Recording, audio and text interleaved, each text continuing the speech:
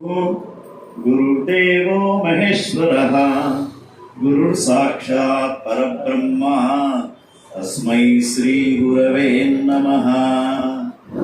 वागर्ताविव सम्पृक्तौ वागर्तप्रतिपत्तये जगतः पितरौ वन्दे पार्वती परमेश्वरौ। वसुदेवसुतं देवं कंसचाणूरमर्दनं देवकी परमानन्दं कृष्णं वन्दे जगद्गुरुं। అందరూ చెప్పండి. శ్రీశైలేశ దయాపాత్రం ధీభక్త్యాది గుణార్ణవం యతీంద్ర ప్రవణం వందే రమ్యజామాతురం మునిం లక్ష్మీనాథ సమారంభాం నాథయామున మధ్యమాం అస్మదాచార్య పర్యంతం వందే గురు పరంపరం। వసుదేవసుతం దేవం కంసచాణూరమర్దనం దేవకీ పరమానందం కృష్ణం వందే జగద్గురుం। శ్రీకృష్ణం వందే జగద్గురుం। యా దేవీ సర్వభూతేషు శాంతిరూపేణ సంస్థితా నమస్తస్యై నమస్తస్యై నమస్తస్యై నమో నమః। శ్రీ గురుభ్యో నమః।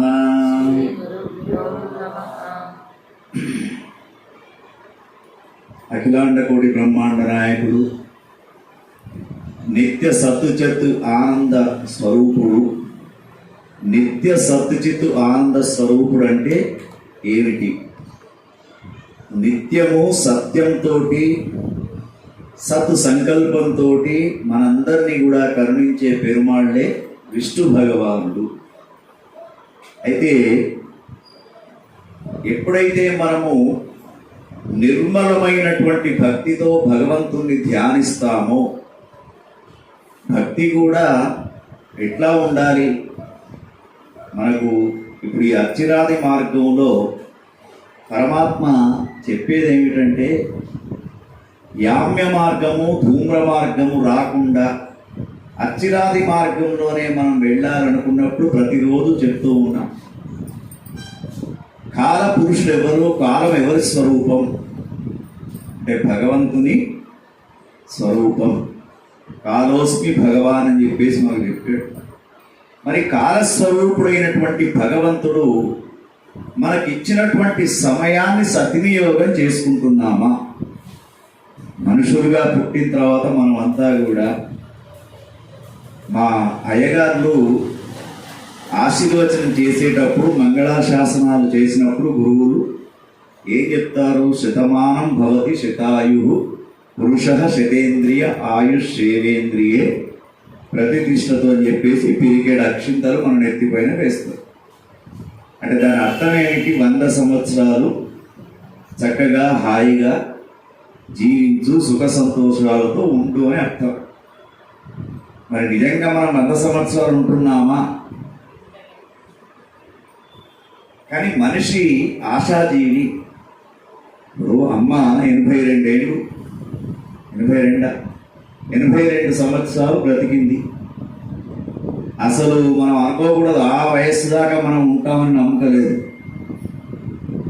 ఉందా? చెప్పండి, నేను 90 సంవత్సరాలు బ్రతుకుతాను ఎవరన్నా బాండ్ పేపర్ మీద రాసివ్వండి. ఎవరు కూడా మనకి ఇన్నేళ్ళు బతుకుతాము, ఇన్నేళ్ళు ఉంటాము, మన చేతులు ఏమీ కూడా లేదు. అందుకే పెరుమాళ్ళ యొక్క కైంకర్యం చేసేటప్పుడు కానీ, పెరుమాళ్లకు ఆరాధన చేసేటప్పుడు కానీ, పెరుమాళ్లకు నివేదన చేసేటప్పుడు కానీ, పెరుమాళ్ళ దగ్గర భక్తిభావన ప్రకటించేటప్పుడు కానీ అహంకారం పనికిరాదు అన్నాడు. మనిషికి చాలామంది అంటూ ఉంటారు, అరే మన కళ్ళు నెత్తికెక్కినాయిరా అంటారు. అసలు కళ్ళు నెత్తికెక్కడం ఏమిటమ్మా, ఈ కళ్ళు ఇక్కడనే ఉంటాయి, ఇవి పైకి పోతాయా? కానీ వాళ్ళలో గర్వం అనేది వస్తూ ఉంది. ఎప్పుడైతే మనిషికి అహంకారం, గర్వం అనేది పెరుగుతూ ఉంటుందో అప్పుడు యుక్తాయుక్త విచక్షణ లేకుండా వాడు మాటలు మాట్లాడుతుంటాడు.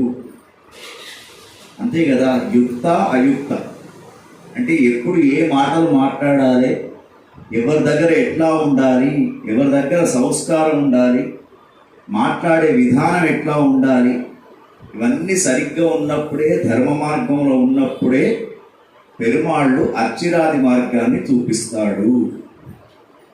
అదే ఇక్కడ మనకు చెప్తూ ఉన్నాడు. ఎందుకంటే భగవంతుని యొక్క స్వరూపం ఒక్కొక్క రూపంలో ఒక్కొక్క రకంగా కనబడుతూ ఉంటాడు. ఏ స్వరూపమైనా భగవంతుడు చెప్పేది ఒకటే.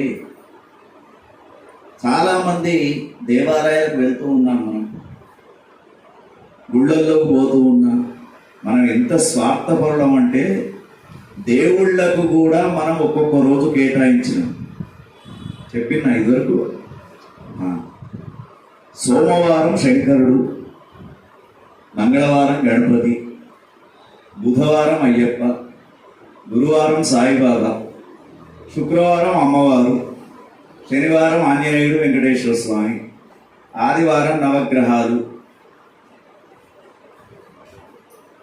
మరి చూడండి, సోమవారం నాడు శివాలయాల్లో మనమంతా ఉంటాం, మిగతా దేవాలయాలన్నీ ఖాళీ. మంగళవారం గణపతి గుడికి పోతాం.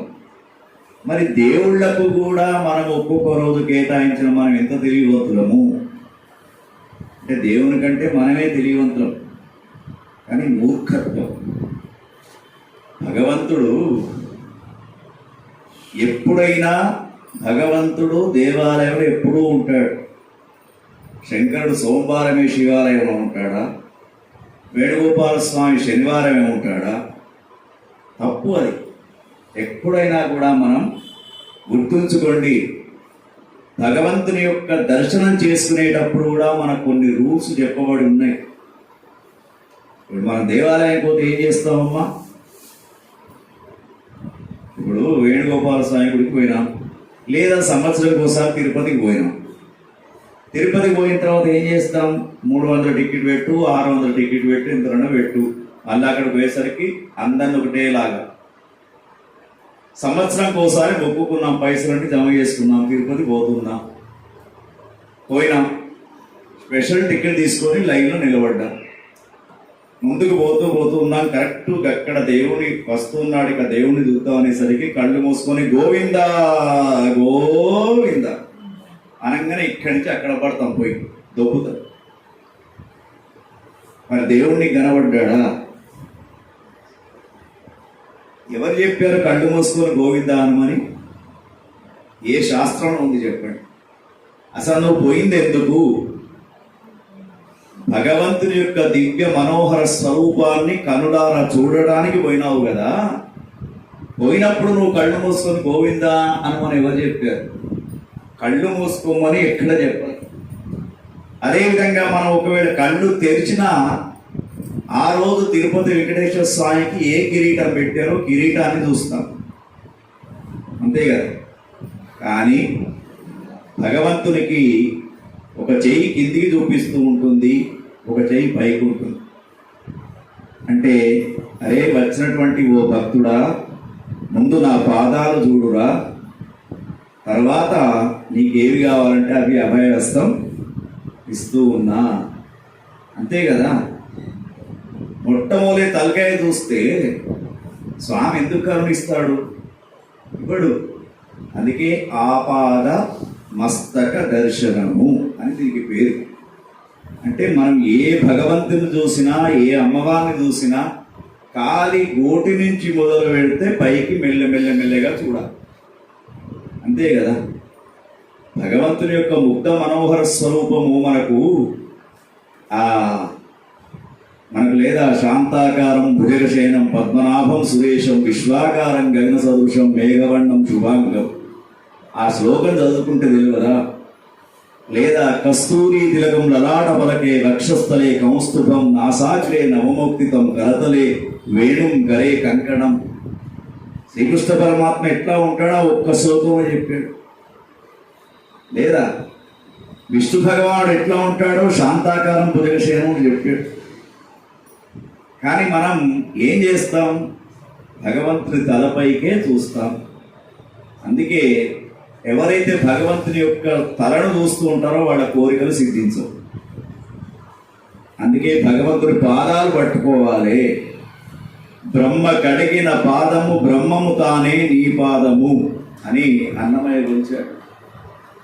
కాబట్టి మరి నిన్నటి రోజున మనం అమ్మకు సంకీర్తన మార్గాన్ని చూపించాం ఇక్కడ, అంతే కదా. అంటే భగవంతుణ్ణి ఏ పద్ధతిలోనైనా కూడా నవవిధ భక్తి మార్గాలలో మనం ఎట్లానైనా పెరుమాళ్ళను పట్టుకోవచ్చు. ఒకళ్ళకు ఒక రకమైన భక్తి భావన ఉంటుంది. శ్రవణం, కీర్తనం, వందనం, దాస్యం, సఖ్యం, ఆత్మనివేదనం, పాదసేవనం, ఎన్ని భక్తి మార్గాలు ఉన్నాయి. కీర్తనం, కొంతమంది భజనలు చేస్తూ భగవంతుని మోక్షాన్ని పొందుతారు. కొంతమంది ప్రవచనాలు శ్రవణం, కొంతమంది కీర్తనం, కొంతమంది పాదసేవనం, కొంతమంది అర్చన, కొంతమంది దేవుళ్ళను మంచి అలంకరణ చేస్తారు. అలంకార ప్రియో విష్ణు. మళ్ళా విష్ణు భగవానికి అలంకారం అంటేనే ఇష్టం. అభిషేక ప్రియ శంభు, శంకరునికి అభిషేకం ఇష్టం. నమస్కార ప్రియో భాస్కర, సూర్యుడికి నమస్కారం అంటే ఇష్టం. కాబట్టి నవవిధ భక్తి మార్గాలలో ఏ మార్గంలో వెళ్ళినా పెరుమాళ్ళ యొక్క కృప లభిస్తూ ఉంటుంది. మరి అట్లా లభించినటువంటి వారికే అర్చి అంటే వెలుగు, వెలుగుతో కూడుకున్నటువంటి మార్గం ద్వారా, సుషుమ్నా నాడి ద్వారా, నవరంధ్రాలతో కూడుకున్నటువంటి ఈ యొక్క దేహం నుండి ఎప్పుడైతే ఆ యొక్క ప్రాణం అనేది పైకి లేసిపోతూ ఉంటుందో, మరి ఇంత సైన్స్ డెవలప్ అయింది కదా, ప్రాణం లేసిపోయే ప్రాణాన్ని పట్టుకోమనండి చూద్దాం. పట్టుకుంటారా? ఒక ప్రయోగం కూడా చేసిండడు. ఒక పెద్ద గాజు బిరడా పెట్టేసి చనిపోయే వ్యక్తి చుట్టూ పెద్ద గాజు బిరడా పెట్టి దాన్ని ఎంతమంది తీసినా తివ్వరన్నటువంటి మూత పెట్టి నోట్లోంచి ఒక పచ్చని వాయువు వెళ్ళిందట చనిపోయే వ్యక్తి. ఆ వాయువు తిరుగుతూ తిరుగుతూ తిరుగుతూ ఈ సీసా బిరడా ఏదైతే ఉన్నదో దాన్ని 2-3 సార్లు టచ్ చేసి ఒక్కసారి ధవేలని కొట్టిందట. అంటే 1000 మంది వట్టి పీకినారా అన్నటువంటి మూతను ఆ గాలి ఒక దెబ్బలు ప్రాణం ఎగిరిపోయింది. అందుకే పరమాత్మ ఏం చెప్తున్నాడంటే, ఎవరైతే భక్తి మార్గము సక్రమమైనటువంటి భక్తి మార్గంలో వస్తూ ఉంటారో వాళ్లకు మాత్రమే అర్చి రాది మార్గం దొరుకుతూ ఉంటుంది. అంటే ఇక్కడ అంటూ ఉన్నారు, పెరుమాళ్ళు పరమ పదము అనే 2 పదాలు తీసుకుంటే, పెరుమాళ్ళు అంటే భగవంతుడు, పరమ పదము అంటే భగవంతుని యొక్క పాదాలు.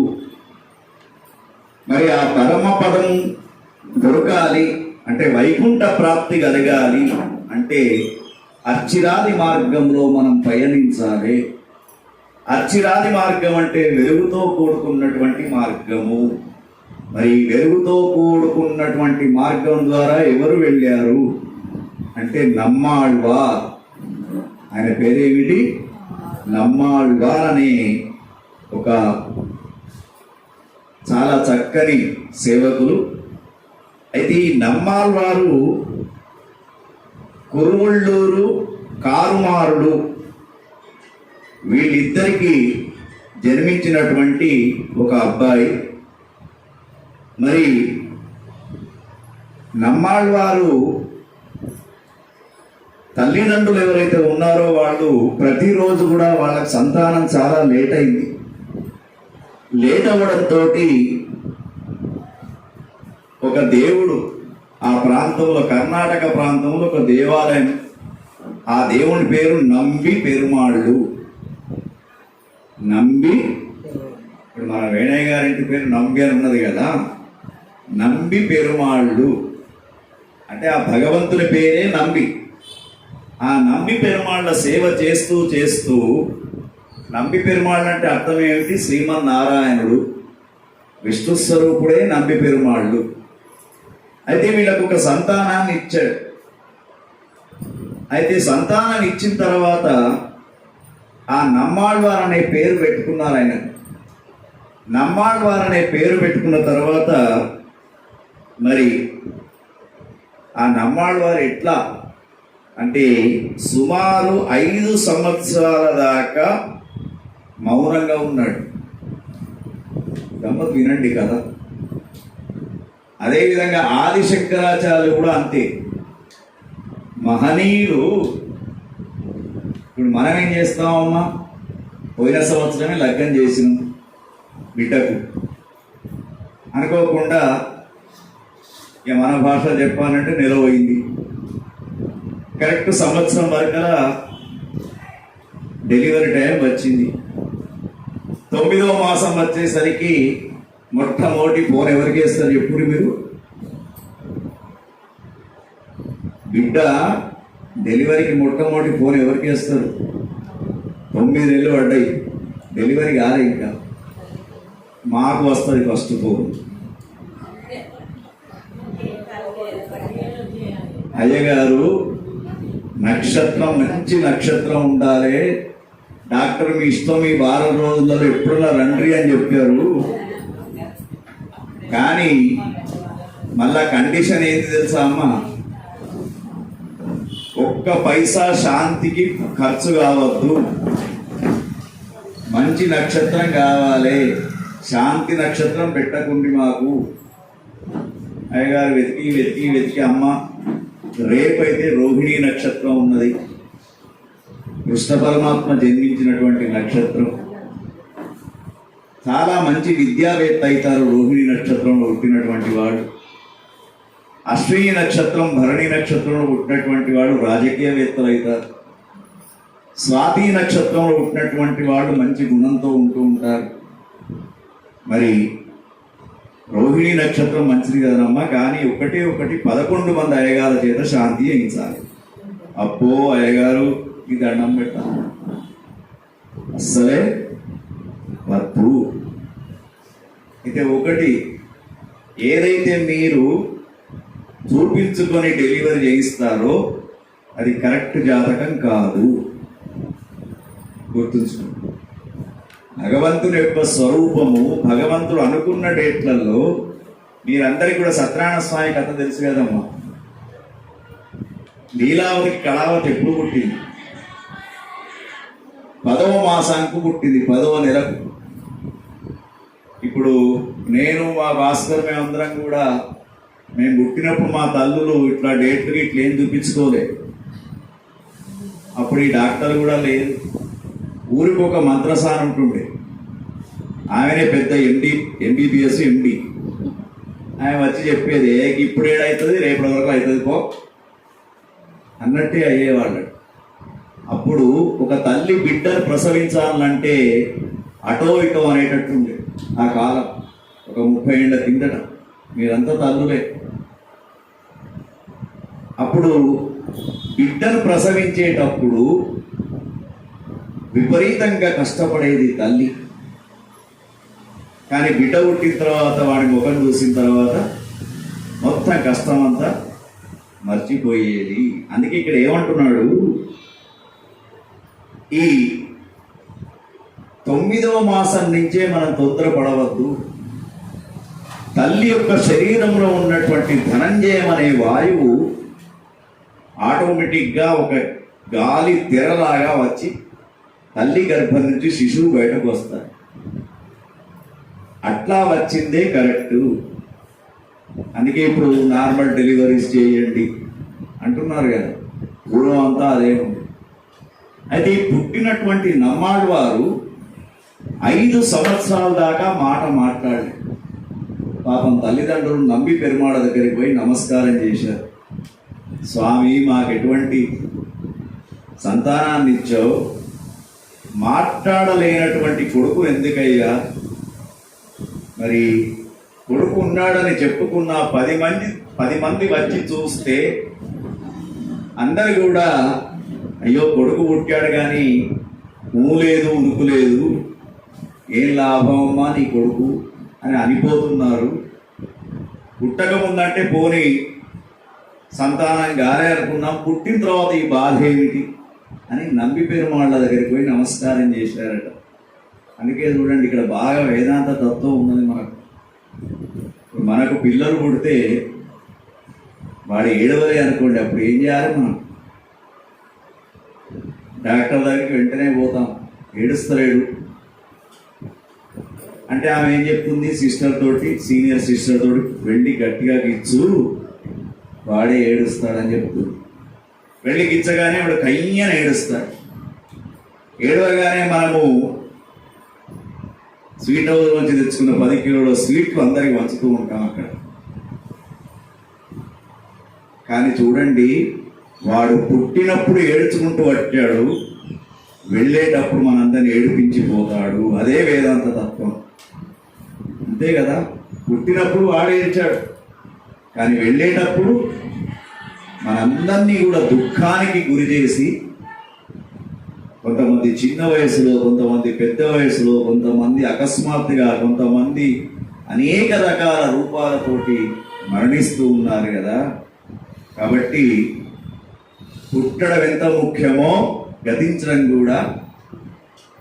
అయితే ఇక్కడ నమ్మాళ్ళ వారు 5 సంవత్సరాలు మాట రాకపోయేసరికి ఇక ఆ నంబి పెరుమాళ్ళు, అదేవిధంగా శంకరాచార్య కూడా మాట్లాడలేదు. ఆదిశంకరాచార్య, ఆర్యాంబ శివగురువుకు పుట్టినటువంటి ఆదిశంకరాచార్యులు కూడా సదాశివ సమారంభాం శంకరాచార్య మధ్యమాం అస్మదాచార్య పర్యంతం వందే గురు పరంపరం. 4 స్థలాలలో 4 ఆమ్నాయ పీఠాలను స్థాపించినటువంటి ఆదిశంకరాచార్యులు. ఆర్యాంబ శివగురువు తపస్సు చేస్తే భగవంతుడు ప్రత్యక్షమై అడిగాడట,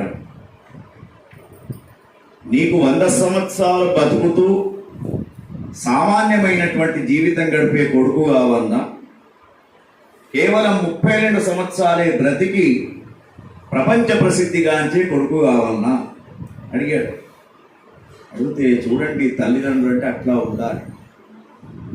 నాకు 100 సంవత్సరాలు బ్రతికే కొడుకు అవసరం లేదు స్వామి, 32 సంవత్సరాలు బ్రతికినా మంచిదే, వాడు మంచి పేరు తెచ్చుకోవాలి, అది కోరుకోవాలి తల్లిదండ్రులు. అంటే వయసు చిన్నగాని కాదు, కానీ అక్కడ ఉన్నటువంటి వరం అది.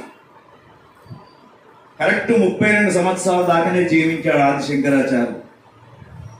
ఎంత వేదాంత తత్వం రాశాడు, ఎన్ని గ్రంథాలు రాశాడు. మరి ఇక్కడ కూడా అదే చెప్తున్నాడు. మరి ఆదిశంకరాచార్యులు కూడా పుట్టినప్పుడు ఏడవలేదయ్యా, ఆర్యాంబ కూడా భయపడ్డది. 5 ఏళ్లకు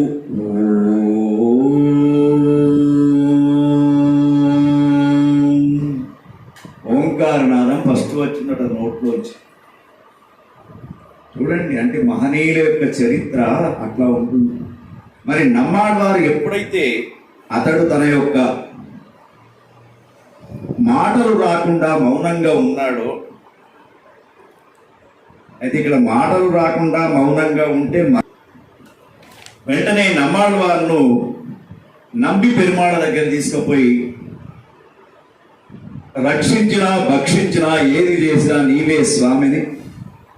నంబి పెరుమాళ యొక్క దేవాలయంలో ఒక ఉయ్యాల కట్టబడి ఉంటుంది. ఎప్పుడు ఇటువంటి పిల్లలను తీసుకుపోయి ఆ ఉయ్యాల్లో ఉంచుతారు. ఉంచిన తర్వాత వీళ్ళు వెళ్ళి, తల్లిదండ్రులు వెళ్ళి ఉయ్యాల పడుకోబెట్టి, స్వామి నీకే వదిలిపెట్టి పోతున్నాం మేము ఈ యొక్క అబ్బాయి, నువ్వేమన్నా చేసుకో, మరి తన యొక్క జీవితం ఎట్లా ఉంటుందో నాకు తెలవడం లేదు అని అట్లా వదిలిపెట్టి వెళ్ళిపోయినారు. వెళ్ళిపోయిన తర్వాత చూడండి, మరి ఆ వదిలిపెట్టి వెళ్ళిపోయిన తర్వాత పూర్వకాలంలో కృత త్రేత కలియుగాలలో భగవంతుడు అంశావతారంగా జన్మించేవాడు. పెరుమాళ్ కృతయుగం, త్రేతాయుగం, కలియుగం. తర్వాత మరి ఎప్పుడైతే నమ్మాళ్వారు పుట్టాడో, నమ్మాళ్వారు పుట్టింది ఎప్పుడు అంటే ఇక్కడ చెప్తూ ఉన్నాడు, వైశాఖ మాసం విశాఖ నక్షత్రం కలియుగం ప్రారంభమై 47వ రోజు నాడు నమ్మాళ్వారు పుట్టారు. కలియుగం ప్రారంభమైంది. అయిన తర్వాత 47వ రోజుకు నమ్మాళ్వారు జన్మించాడు. జన్మించిన తర్వాత అతడు ఎప్పుడైతే ఊయల్లో పడుకోబెట్టి వెళ్ళిపోయారో వెంటనే ఆ దేవాలయానికి ఎదురుగా ఒక పెద్ద చింత చెట్టు ఉండే. ఆ చింత చెట్టులో అనంతాళ్వార్ ఇంకొక భగవంతుడు ఆ చెట్టులో ఉన్నాడు. వెంటనే ఈ ఊయల్లో పడుకున్నటువంటి నమ్మాళ్వారును ఆ అనంతాళ్వారు రారా కన్నా అని చెప్పేసి పరమాత్మను పిలిచాడు. పిలవగానే ఊయల్లో ఉన్నటువంటి నమ్మాళ్వారు పాకుతూ పాకుతూ పాకుతూ చింత చెట్టులో ఉండే తొర్రలో కూర్చున్నాడు. అక్కడ అనంతాళ్వారు సేవలు చేశాడు. అనంత ఆళ్వార్ అంటే ఏమిటి? అనంతాళ్వార్ అనంతుడు. అనంతుడు అంటే ఎవరు? పెద్ద సర్పం. ఆ సర్పం యొక్క రక్షణలో పరమాత్మ ఉండి సరిగ్గా కొద్ది సంవత్సరాలు అయ్యేసరికి అనంతుడే ఇతనికి అనేకమైనటువంటి వేదము, శాస్త్రము అన్నీ కూడా నేర్పాడు. నేర్పిన తర్వాత అప్పుడు ఇక నమ్మాళ్వారు గృహానికి వచ్చాడు. వచ్చి తల్లిదండ్రుల దగ్గర ప్రహ్లాదుడు ఏ విధంగానైతే హిరణ్యకశ్యపుడు లీలావతి దగ్గర అడుగుతాడు కదా, హిరణ్యకశ్యపుడు ఏమిరా చెండామార్కులైనటువంటి గురువులు నీకేం చదువు చెప్పారురా అంటే చెప్తాడు, చదివించిరి నన్ను గురువులు ఎంతో చదివించారు, కానీ నాకు వాళ్ళు ఏం చెప్పారో నాకు బోధపడడం లేదు. నాకు ఒకటి తెలుసు, హరి హరి హరి హరి అంతయు విశ్వమంతయు ఉన్నాడు, నాకు అదొకటే తెలుసు అని ఎంత చెప్పినా కమలాక్షు నర్చించు కరములు కరములు అని చెప్పుతూ చివరికి ఏమైపోయినాడు శ్రీహరి. శ్రీహరి ఎక్కడ ఉన్నాడు రా అంటే స్తంభంలో చూపించాడు కదా. అంటే తన యొక్క పాండిత్యం అంతా కూడా హిరణ్యకశ్యపునికి ప్రహ్లాదుడు ఏ విధంగానైతే హరి గురించి చెప్పాడో నమ్మాళ్వారు కూడా పెరుమాళ్ల గురించి మొత్తం తల్లిదండ్రులకు చెప్పాడయ్యా. చెప్పగానే తల్లిదండ్రులు సంతోషపడ్డాడా, నా కుమారుడు తల్లిదండ్రులకు చేయవలసినటువంటి సేవలు చేశాడు నమ్మాళ్వారు. అందుకే తల్లిదండ్రులకు సేవ అంటే ఏమిటి? బ్రతికున్నప్పుడు బుక్కెడు అన్నం పెట్టాడు, చనిపోయిన తర్వాత అట్లా చేస్తామండి ఇట్లా చేస్తామండి, ఎందుకు మన్ను బుక్కన? బ్రతికున్నప్పుడు నువ్వు తల్లి ఎండకు సమయానికి ఇంత అన్నం పెడితే చాలదా? వాళ్ళు తృప్తిగా పోతే చాలదా? కాబట్టి మాతాపితరుల యొక్క సేవ ఎవరైనా కానివ్వండి, ఇప్పుడు నువ్వు కరెక్ట్గా సేవ చేస్తే నిన్ను చూసే కొడుకు కూడా నీకు సేవ చేస్తాడు. నువ్వు ఏ విధంగా చేస్తున్నావు వాడు చూస్తలేడా? నీ తల్లిదండ్రులు నువ్వు ఎట్లా చూస్తున్నావు అనేది నీ కొడుకు చూస్తలేడా? చూస్తున్నాడు కదా. అంటాడు, ఒకటే తొర్రలు పడ్డ కంచంలో రోజు అన్నం పెట్టి తల్లికి మనవాడు గమనిస్తూ ఉంటాడట, మా అయ్యకి ఇదే కంచంలో పెడుతున్నాడు కదా, ఆ కంచాన్ని మంచిగా దాచి పెడదాం, మళ్ళా నీకు అదే కంచం ఇయ్యా అని అనుకోడవాడు. కాబట్టి మన యొక్క పరివర్తనను బట్టే, అందుకే సంతానం కూడా ఎట్లా ఉంటుంది తెలుసా? మనకు పురాణాలలో మంచి సంతానం కావాలంటే కూడా చెప్పారు. ఎట్లా ఉత్తమమైనటువంటి సంతానం పొందాలనుకున్నప్పుడు ఆముదపు గింజ పెట్టి మామిడి వృక్షం కావాలంటే అవుతుందా? పెట్టిందేమో మొలక ఆముదపు గింజ, మామిడి చెట్టు కావాలంటే అవుతుందా? అట్లానే భార్యాభర్తలు కలిసి ఉన్నప్పుడు వారి యొక్క ధర్మ ప్రవృత్తిని బట్టి సంగమ సమయంలో వారి యొక్క మెదట్లో ఉన్నటువంటి ఆలోచనను బట్టి సంతానం వస్తుంది. సైన్స్ అదే చెప్తున్నది, పురాణాలు కూడా అంతే చెప్తున్నాయి. మంచి సంతానం ఎట్లా వస్తుందండి? మంచి సంతానం నువ్వు ఒక్కనాడు నువ్వు దేవాలయానికి పోయినావా, నువ్వు దాన ధర్మం చేశావా, నువ్వు పరోపకారం చేశావా, ఇంత తెల్లాలేసప్పటి అందరితో డబ్బులేనే, నీకు మంచి సంతానం ఎక్కడ ఉంటుంది? కాబట్టి ధార్మికమైనటువంటి ప్రవర్తన, ధర్మ సంబంధమైనటువంటి ప్రవర్తన, పరోపకారం చేసే గుణము, ఇతరులకు సహాయపడే గుణము, అందరితో కలిసిమెలిసి ఉండే గుణము, ఇవన్నీ ఉన్నప్పుడే నీకు ఉత్తమ సంతానం కలుగుతూ ఉంటుంది. అంతేగాని మనం ఎట్లానో ఉండు నాకు ఉత్తమ సంతానం కావాలంటే అస్సలే కలగదు. అటువంటి ఉత్తమ సంతానాన్ని పొందినటువంటి నమ్మాళ్ళవారి తల్లిదండ్రులు సంతోషంతో నంబి పెరుమాళ్లకు నిత్యం సేవా కైంకర్యం చేస్తూ, ఇక పెరుమాళ్ళు పెరిగాడు పెరిగాడు పెరిగాడు పెరిగిన తర్వాత మరి ఏమిటి అన్నాడు అసలు ఈ నంబి పెరుమాళ్లకు అతడు అర్చిరాది అమ్మ అర్థమవుతుందా ఏమన్నా అంటే మన కథల లెక్క ఇది ఉండదు. ఇప్పుడు గరుడ పురాణం వాటిలో చెప్పిన కథల్లాగా ఇది ఉండవు. ఇది చెప్పడం కూడా కష్టమే, ఇది చెప్పడం కూడా కష్టమే. అయితే నంబి పెరుమాళ్ళు విశాఖ నక్షత్రము వైశాఖ మాసంలో జన్మించినటువంటి ఇతడు పెరిగి పెరిగి పెరిగి పెద్ద పెరిగిన తర్వాత అతడు అర్చిరాది మార్గంలో వైకుంఠానికి వెళ్ళాడు. చూడండి, అర్చిరాది మార్గంలో భగవంతునికి సేవ చేసుకుంటూ వెలుగుతో కూడుకున్నటువంటి మార్గంలో చివరికి వైకుంఠవాసానికి వెళ్ళి అక్కడ విష్ణు భగవాన్ యొక్క తొడపైన కూర్చొని డైరెక్ట్గా విష్ణు భగవాన్నే కొన్ని ప్రశ్నలు అడిగి వాటికి జవాబు తెలుసుకొని మళ్ళా కిందికి వచ్చాడు భూలోకానికి. అంటే అక్కడ ఉన్నటువంటి వైకుంఠవాసం మొత్తం చూశాడు, 12 లోకాలను చూసి వచ్చాడు నమ్మాళ్వా.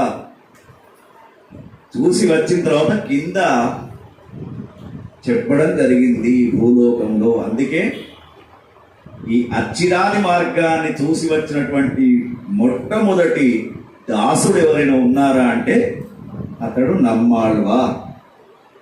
ఆ నమ్మాళ్వారు మరి ఎట్లా అర్చిరాది మార్గానికి వెళ్ళాడు అంటే మొట్టమొదలు శ్రీచరణాలు పట్టుకున్నాడు. శ్రీచరణాలు అంటే భగవంతుడి యొక్క పాదాలు. ప్రతిరోజు భక్తి మార్గంతో వెళ్ళేవాడు, అర్చన చేసేవాడు, ఆరాధన చేసేవాడు. తర్వాత భగవంతుని యొక్క పరమపదం పొందడానికి అనేకమైనటువంటి సేవా కైంకర్యం చేస్తూ ఇతనికి మరి అనంత ఆళ్వార్ అనే అతడు చింత చెట్టులో ఎప్పుడైతే ప్రవేశించాడో అప్పుడు ఇతనికి ఏం చేశాడు, అనేక రకాలైనటువంటి విద్యాబుద్ధులు నేర్పాడు కదా. వాటిని ప్రజలకు చెప్పుతూ చెప్పుతూ నమ్మాళ్వార్ చివరికి పరమపదం పొందడానికి ఇక మోక్ష మార్గం, పరమపదం అంటే మోక్ష మార్గం, ఆ మోక్ష మార్గం పొందడానికి అర్చిరాది మార్గంలో వెళ్ళాడు. అందుకే నమ్మాళ్వారి చరిత్ర మనకు అర్చిరాది మార్గంలో ప్రధానంగా పిళ్ళయ్య ఆచార్యులు అనే అతడు అర్చిరాది మార్గాన్ని రాశాడు. ఆ పిళ్ళయ్య ఆచార్యులు చెప్తూ ఉన్నాడు, నమ్మాళ్వారి యొక్క జీవన చరిత్ర ఎవరైతే వింటారో వాళ్లకు కూడా మోక్ష ప్రాప్తి కలుగుతూ ఉంటుందిరా అని చెప్తూ ఉన్నాడు. మరి ఈ విధంగా ఈ నమ్మాళ్వారు ఎప్పుడైతే తన యొక్క పట్టికనే ఇప్పుడు ఒకళ్ళు ఎంబీబీఎస్ డాక్టర్ కావాలి, ఇంజనీర్ కావాలి, కలెక్టర్ కావాలి, లేదా ఇంకా ఏదో పెద్ద ఉద్యోగం సంపాదించాలి అన్నప్పుడు వాడు ఎంత శ్రమ పడితే వాడికి వస్తుంది. పట్టిగా ఇంట కూర్చొని నేను కలెక్టర్ కావాలని కలడు కంటే అవుతారా? దానికి కష్టపడాలి, తర్వాత తల్లిదండ్రుల యొక్క ప్రోత్సాహం ఉండాలి, తర్వాత వీడి అదృష్టం కూడా మంచిగా ఉండాలి. అయ్యగారు ఎన్ని పైసలు ఖర్చు పెట్టినా నా బిడ్డ డాక్టర్ అయితే లేదు, ఎట్లయితుంది? నీ బిడ్డ జాతకంలో గురువు సరిగ్గా లేడు, జ్యోతిష్యం చూపించుకోవాలి మళ్ళా, ఇవన్నీ కూడా ఉంటాయి కదా. కాబట్టి పరమాత్మ ఏమంటున్నాడు, అర్చిరాది మార్గంలో వెళ్తున్నటువంటి నమ్మాడు వారు ఏమి చేస్తే అర్చిరాది మార్గానికి వెళ్ళాడు అంటే చెప్తూ ఉన్నాడు, మానవ జన్మ రావడమే విశేషం అన్నాడు. మనమంతా చూడండి, మనమంతా పూర్వజన్మం పుణ్యం చేసుకున్నాం కాబట్టే మనకి ఇప్పుడు మానవ జన్మ వస్తూ ఉంది. మానవ జన్మ వచ్చిన తర్వాత ఏం చేయాలి? ఒక వయస్సు వచ్చిన తర్వాత స్త్రీలైతే 45 సంవత్సరాలు, పురుషులైతే 40-45 సంవత్సరాల్లో ఒక గురువుని ఎన్నుకోవాలి. ఆచార్యుల దగ్గర ఆధ్యాత్మిక విద్యను పొందాలి. ఎందుకంటే గురువు అనేవాడే మనకు మార్గాన్ని చూపిస్తూ ఉంటాడు. అటువంటి ఆచార్యుల దగ్గరికి వెళ్ళిన తర్వాత మానసిక, శారీరక, ఆధ్యాత్మిక సంస్కారాలను పొందాలి. అంటే ఏమిటి? మనిషి మానసికంగా గట్టిగా ఉండాలి. మానసికం అంటే ఏమిటి? మనస్సుకు సంబంధించింది మానసికమైనటువంటి ఆలోచన. చాలామందికి శారీరకమైనటువంటి అనారోగ్యాల కంటే ఎక్కువ మానసికపరమైనటువంటి అనారోగ్యమే ఎక్కువ ఉంటుంది. డాక్టర్ దగ్గరికి పోతే ఏ పరీక్ష చేయించినా ఏ రోగం లేదు, కానీ ఎప్పుడు చూసినా కిందికి తలకాయ వేసుకొని బాధపడుతూ ప్రపంచంలో ఉన్న ప్రతి వస్తువు నష్టపోయినంత ఫీలింగు కనబడుతూ ఉంటుంది. ఒక్కనాడు వాళ్ళ ముఖంలో నవ్వే కనబడదు. అటువంటి వాళ్ళు ఇంట్లో ఉంటే చేసే వాళ్ళకు కూడా పని మనిషి ఉంటుంది. భర్త బాగా బయట అలసిపోయి వచ్చాడు, ఈ భార్య ఎప్పుడు గుంగమూతి పెట్టుకొని కూర్చొని తలకాయ దించుకొని ఉన్నా అనుకోండి, పాపం ఎంతో ఉత్సాహంగా వస్తాడు కదా బయట నుంచి, వచ్చిన తర్వాత వాడి ఉత్సాహం కూడా పోతూ ఉంటుంది. అందుకే మానసిక పరమైనటువంటి పరివర్తన మనిషిలో ఉండాలి. ఎందుకంటే మనస్సే మనకు ముఖ్య కారణం. అంతే కదా. నువ్వు తప్పు పని చేసినా మంచి పని చేసినా ప్రథమ సాక్ష్యం ఎవరు?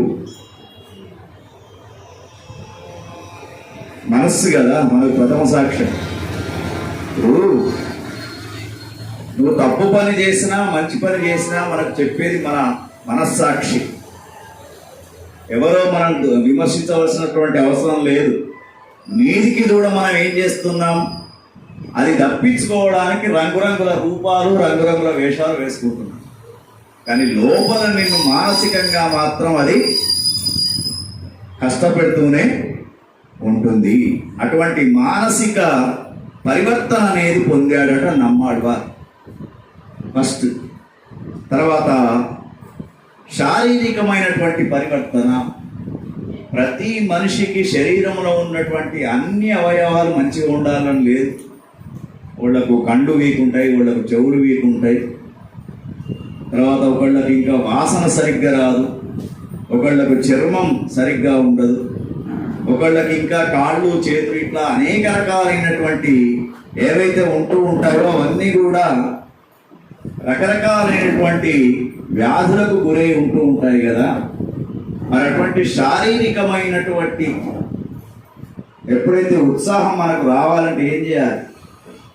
ఒకసారి చూడండి, కుంటివాళ్ళు కూడా పర్వతాలు ఎక్కుతూ ఉన్నారు, గుడ్డివాళ్ళు నడుస్తూ ఉన్నారు కట్టెపట్టుకొని, మూగవాడు సైగలతోటి వాడి యొక్క జీవితం గడుపుతూ ఉన్నాడు. అంతకంటే నువ్వు న్యాయం కదా? మాట్లాడుతున్నావు, చూస్తున్నావు, వాసన పీల్చుకుంటూ ఉన్నావు. అంటే శారీరకమైనటువంటి వికలాంగత మనిషిని ఏమీ కూడా చెయ్యలేదు. అదే చెప్తున్నాడు పరమాత్మ. ఎందుకంటే ప్రతి వాళ్ళకి అన్ని అవయవాలు మంచిగా చేయాలని లేదు. మరి ఇన్ని అవయవాలను ఒకే ఒక్క వ్యక్తి మనకి ఇచ్చాడు. ఎవరు? పెరుమాళ్ళు, పరమాత్మ, భగవంతుడు. 84 లక్షల జీవరాశులలో మానవ జన్మనిచ్చినటువంటి జన్మ మరొకటి లేదు. మరి ఇంత శరీరాన్ని ఇచ్చినటువంటి పరమాత్మ మనం ఒక్కసారి శ్వాస తీస్తే 26,000 టైమ్స్ మనం శ్వాస తీస్తామంట ఒక రోజు. 26,000 శ్వాస తీసినప్పుడు ఏమవుతున్నది? హా సా, 2 శబ్దాలు గట్టిగా వింటే తెలుస్తాయి. హాస అనే పదం వస్తుంది. ఈ హాస అనే మధ్య ఒక 0 పెట్టారనుకోండి, హంస. అందుకే వేదాంత తత్వం పాటలలో ఏం పాడతారు? హంస ఎగిరిపోయిందిరా. శ్వాస ఎగిరిపోతే మనిషి ఎగిరిపోయినట్టే. రెస్పిరేషన్ సిస్టమ్ అనేది బంద్ అయినప్పుడు, అందుకే డాక్టర్ దగ్గర తీసుకపోతే చివరిగా చూస్తారా లేదా, ఈ మనలో ఉన్నటువంటి ఏదైతే గాలి పోయిందో అప్పుడు జీవుడు పోయినట్టే. అందుకే మరి ఇంత శరీరాన్ని ఇచ్చినటువంటి పరమాత్మ పెరుమాళ్ళు, ఇప్పుడు చూడండి, మనకి ఏ ఒక్క అవయవం ఖరాబ్ అయినా, హృదయం ఖరాబ్ అయింది, కార్డియాలజిస్ట్ దగ్గరికి పోండి, హార్ట్ స్పెషలిస్ట్, కన్ను పోయింది, ఐ స్పెషలిస్ట్, ఈఎన్టీ అన్ని స్పెషలిస్టులే. మరి ఇంత శరీరాన్ని నిర్మాణం చేసినటువంటి భగవంతుడు ఏ స్పెషలిస్టు అంటే వైద్యో నారాయణో హరి. కాబట్టి పరమాత్మ చెప్తూ ఉన్నాడు, శారీరకమైనటువంటి సంస్కారంతో పాటు మరి ఇంకా చెప్తున్నాడు, ఆధ్యాత్మిక సంస్కారాలు పొందాలి. వెంటనే భగవంతుడు మిమ్మల్ని వైకుంఠానికి తీసుకపోడు, కైలాసానికి శంకరుడు తీసుకపోడు. మనం చేసే పుణ్యకార్యాలను బట్టే మనం పోతూ ఉంటాం. అందుకే ప్రతిరోజు చెప్తూ ఉన్నా, మన వెంట వచ్చేది మీరు చేసే దానం, మీరు చేసే ధర్మం, మీరు చేసే పుణ్యం, మీరు చేసే పాపం, ఇవే వస్తాయి. ఏవి మనం రావు. నీ కొడుకు రాడు, నీ బిడ్డ రాడు, నీ తల్లి రాదు, నీ ఇల్లు రాదు, నీ రియల్ ఎస్టేట్ రాదు, నీ ఉద్యోగం రాదు, ఏది నీ వెంట రాదు. అందుకే పరమాత్మ అంటున్నాడు, ఆధ్యాత్మిక పరమైనటువంటి సంస్కారం కూడా పొందాలరా. ఆధ్యాత్మిక సంస్కారం అంటేనే చెప్తూ ఉన్నాడు. అసలు ఆధ్యాత్మికం అంటే ఏమిటి? భగవంతునికి సంబంధించినటువంటి విషయాలు తెలుసుకోవడమే. సమ్యక్ కారతి ఇది సంస్కార. సంస్కారం అనేది కూడా మంచి సంస్కారం ఎట్లా వస్తుంది చెప్పండి? ఒక అన్నగాడు సిగరెట్ తాగుకుంటూ తమ్మునికి చెప్తున్నాడట, అరే సిగరెట్ తాగద్రా, వెరీ డేంజర్, ఊపిరితిత్తులు ఖరాబ్ అయితేనే వీడు పొగ పీలుస్తున్నాడు. వాడు వింటాడు తమ్ముడు. వీడు వారవేసినటువంటి ముక్కను రాత్రి వీడు లేనప్పుడు వాడు కూడా తాగి చూస్తాడు. అందుకే సంస్కారం నేర్పేవాడు కూడా ఎట్లా ఉండాలి? ఆదర్శవంతుడుగా ఉండాలి. అటువంటి ఆధ్యాత్మిక సంస్కారాలను పొందాలి. ఇది ఒకటి చెప్తే వచ్చేది కాదు. అంటే గురు సంస్కారంతో వస్తుంది, కానీ జన్మత మనం పుట్టిన తర్వాత మనలో కొన్ని మంచి గుణాలు, చెడు గుణాలు ఉంటాయి. ఆ చెడు గుణాలను దూరం చేసుకుంటేనే సంస్కారం అనేది మనకు కాపాడబడుతుంది. మరి మీరు అడగవచ్చు, హిరణ్యకశ్యపుడు అంత పాపాత్ముడు కదా, వాడికి ప్రహ్లాదుడు ఎట్లా పుట్టాడండి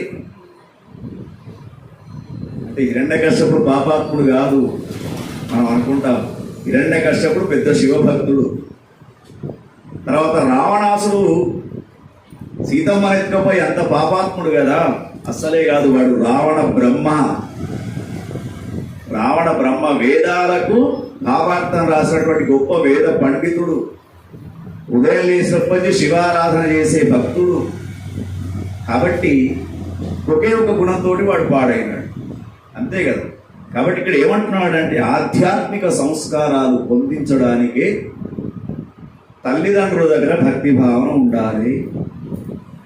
ఇప్పుడు నువ్వు గుడికే పోవు, ఎన్నడూ భగవంతున్నే తెలవవు. నానా గుడికోవాలరా అంటే వాడు చూసి నువ్వు వినడం పోయినావా అంటాడు. వాడు అంటాడా లేదా? బొట్టు పెట్టుకోవాలరా, తిరునామం ధరించాలి. తిరునామం నువ్వు ధరిస్తే కదా వాడు ధరించేది. అసలు ఈ తిరునామం ధరించేటప్పుడు ఇడా పింగళ 2 నాడీ వ్యవస్థల ద్వారా, సుషుమ్న నాడి ద్వారా తిలకాన్ని దిద్దుకున్నప్పుడు మెదడుకు మంచి ఆలోచనలు వస్తాయి. అది కుంకుమ పెట్టుకోవడం. ఇప్పుడు పెట్టుకుంటున్నారు మహనీయులు, మహానుభావులు, తల్లులు, ముంగీసలు, పాములు, తేళ్లు, టిక్లీలు. ఏ రంగు చీర కడితే ఆ రంగు ముంగీస పెట్టుకోండి, వద్దనం. కానీ ఎర్రటి కుంకుమ పెట్టండి, భగవంతుడు ఇచ్చినటువంటి ఒక్కొక్కరికి ఒక్కొక్క అందం ఇస్తాడు. ఆ అందానికి దృష్టి దోషం కొట్టకుండా ఉండాలంటే ఏం చేయాలి మీరు? ఎర్రటి కుంకుమను యాదేవి సర్వభూతేషు మాతృ రూపేణ సంస్థిత నమస్తస్యై నమస్తస్యై నమస్తస్యై నమో నమః. ఒక భర్తకు తప్ప భార్య ఇతరులకు తల్లిలాగా కనబడాలి. అది మన భారతీయ సనాతన సంప్రదాయం చెప్తున్నారు. పిచ్చి పిచ్చి వేషాలు మనమే వేస్తే ఎదుటివాడు ఎట్లా ఉంటాడు చెప్పండి.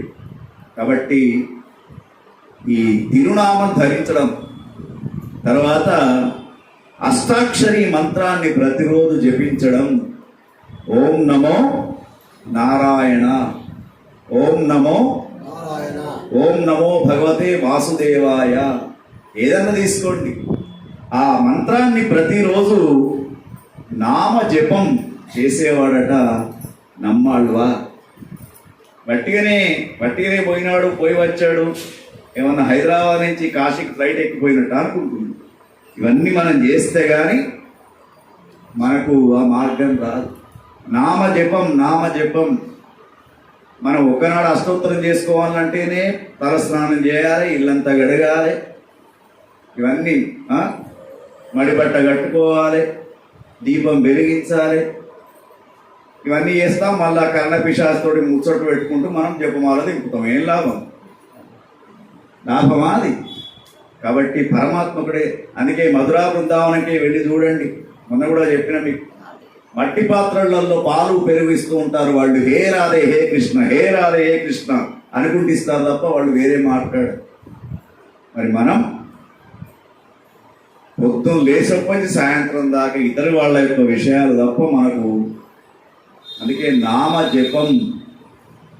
జపం అనేది కలియుగంలో నామ సంకీర్తనం అనేది శ్రేష్టం. కాబట్టి నామ జపాన్ని పొందాడు, అష్టాక్షరి మంత్రాన్ని జపించాడు. తర్వాత శంఖ చక్ర గద త్రిచూర్ణాన్ని, శంఖంను చక్రాన్ని అంటే సమాశ్రయణాలు పొందారు.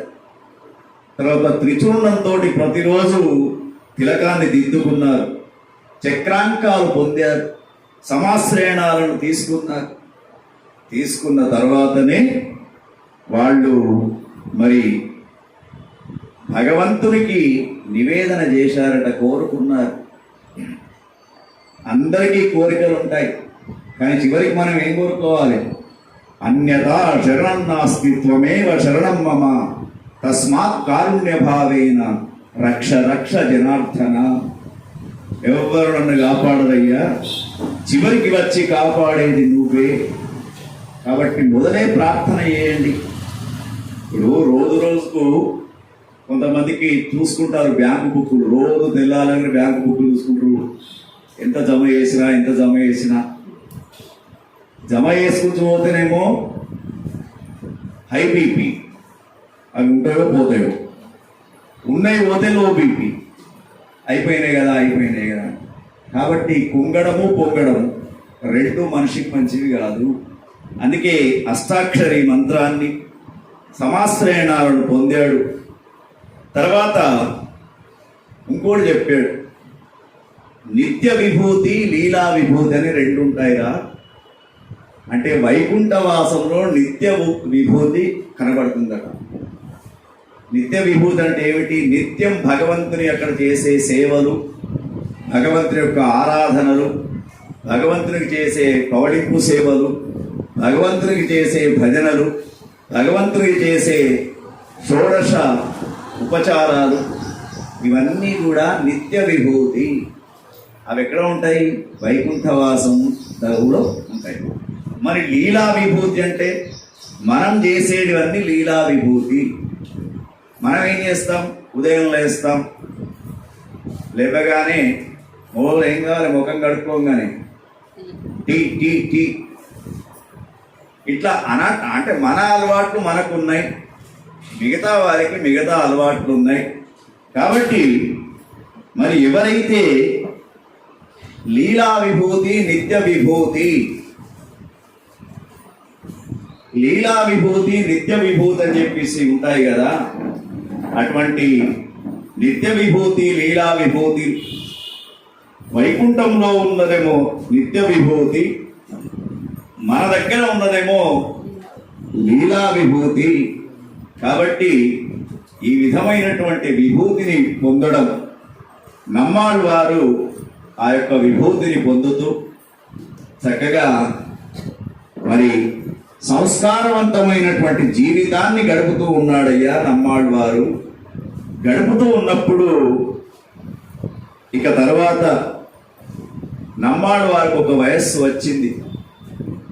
మనస్సు ఒకటే పడ్డది, వైకుంఠానికి వెళ్ళాలి, అక్కడ ఉన్నటువంటి పెరుమాళ్ళ యొక్క దర్శనం వైభవంగా చేసుకోవాలి, ఆ స్వామి యొక్క అర్చనను చూడాలి, ఆ స్వామి యొక్క లీలా విభూతిని చూడాలి అని ఎప్పుడైతే అనుకున్నాడో అప్పుడు ఆ నమ్మాళ్వార్ ఇక కేవలం అష్టాక్షరి మంత్రాన్ని పట్టుకున్నాడు.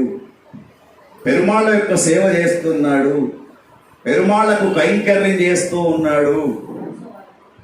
మరి ఈ విధంగా చేస్తూ చేస్తూ అతడు ఒకానొక సమయంలో అర్చిరాది మార్గానికి వెళ్ళడానికి సుషుమ్న నాడి ద్వారా అతని యొక్క ప్రాణము పైకి లేసే సమయం వచ్చింది.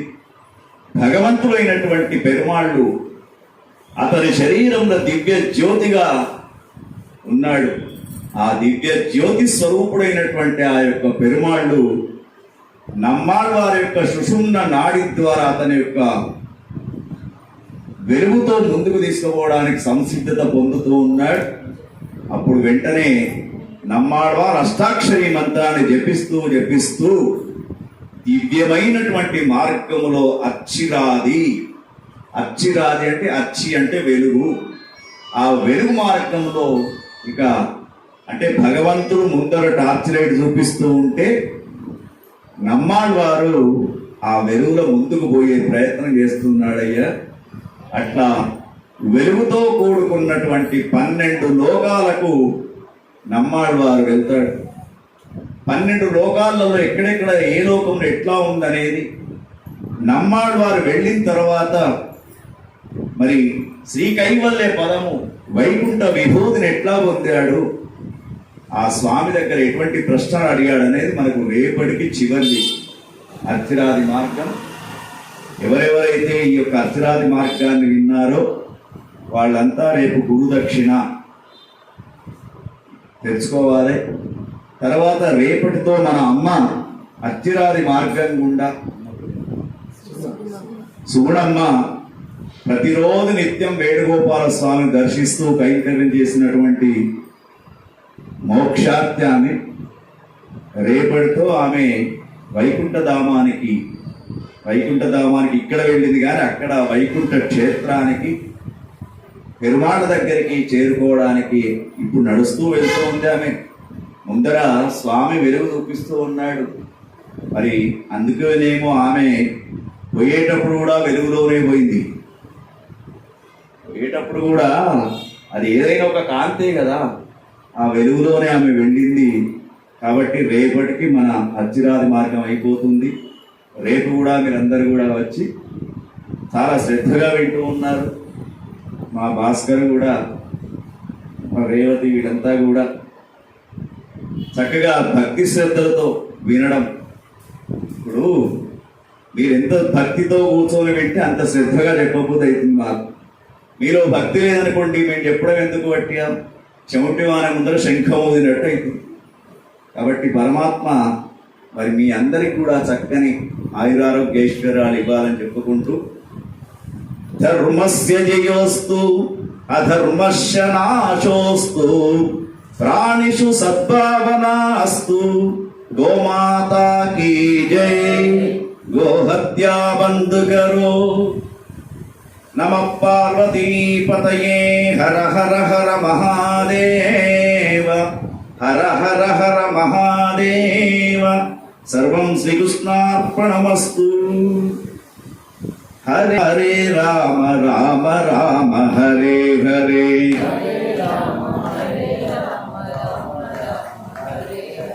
హరే రామ హరే రామ రామ రామ హరే హరే.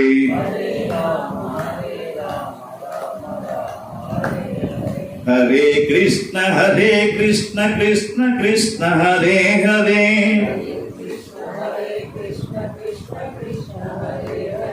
హరే రామ రామ రామ హరే హరే.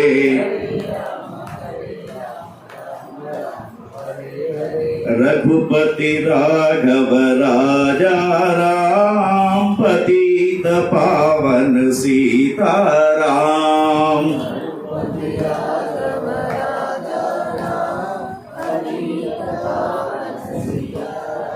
ईश्वर रामा तेरे नाम, ईश्वर रामा तेरे नाम, सबको सम्मत ते भगवान. रघुपति राघव राजा राम पतित पावन सीताराम. रघुपति राघव राजा राम पतित पावन सीताराम. जय श्रीमन्नारायण जय श्रीमन्नारायण जय श्रीमन्नारायण जय श्रीमन्नारायण जय श्रीमन्नारायण जय जय जय. जय श्रीमन्नारायण जय श्रीमन्नारायण जय श्रीमन्नारायण जय जय जय. सर्वं श्रीकृष्णार्पणमस्तु. लोका समस्ता सुखिनो भवन्तु.